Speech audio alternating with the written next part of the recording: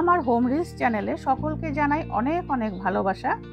সাউথের একটি জনপ্রিয় খাবার হচ্ছে এই মেদু বড়া, কিন্তু আজকাল সব জায়গায় পাওয়া যায় আর সবাই বানাতে পারে, কিন্তু ব্যাটারটা লক্ষ্য রাখতে হবে যেন পাতলা না হয়। পাতলা হলে কিন্তু কোনোভাবেই মেদু বড়া তেলের মধ্যে পড়বে না। এখানে নিয়েছি 150 গ্রাম বিউলির ডাল,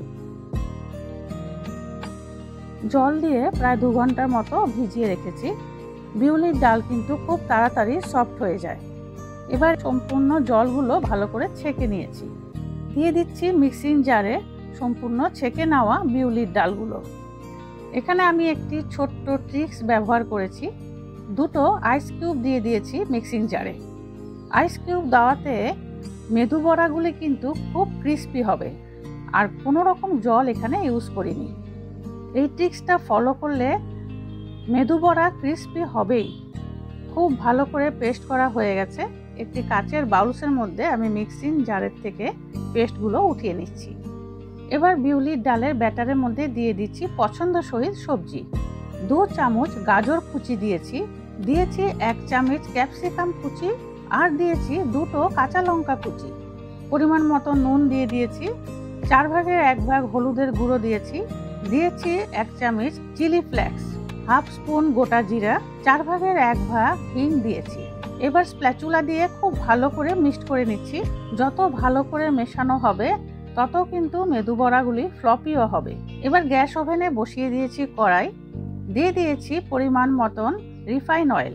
এবার আমি 2 রকম পদ্ধতিতে মেদু বড়া বানাচ্ছি। একটি স্পুনের মধ্যে একটি পাতলা সাদা কাপড়কে এইভাবে পেঁচিয়ে নিয়েছি, জল দিয়ে খুব ভালো করে কাপড়টা ভিজিয়ে নিতে হবে।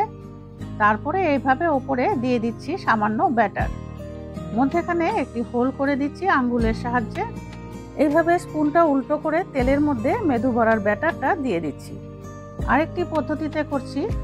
এবার নিয়ে নিয়েছি একটি রাইস স্পুন, রাইস স্পুনের পেছন দিকে এইভাবে জল লাগিয়ে নিচ্ছি, দিয়ে দিচ্ছি বিউলির ডালের ব্যাটার, আর মাঝখানে সেম হোল করে দিয়েছি, আর স্পুনটাকে তেলের মধ্যে উল্টো করে দিয়েছি। অটোমেটিকলি কিন্তু মেদু বড়া ব্যাটারটা স্পুনের থেকে তেলের মধ্যে পড়ে যাবে, কিন্তু যতবার দেব ততবার কিন্তু জল ইউজ করতে হবে।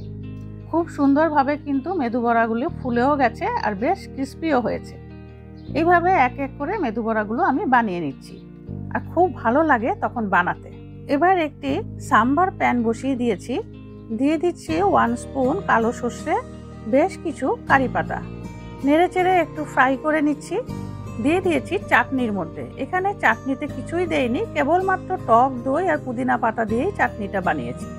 আজকে আমার মেদু বড়া একদম রেডি হয়ে গেছে।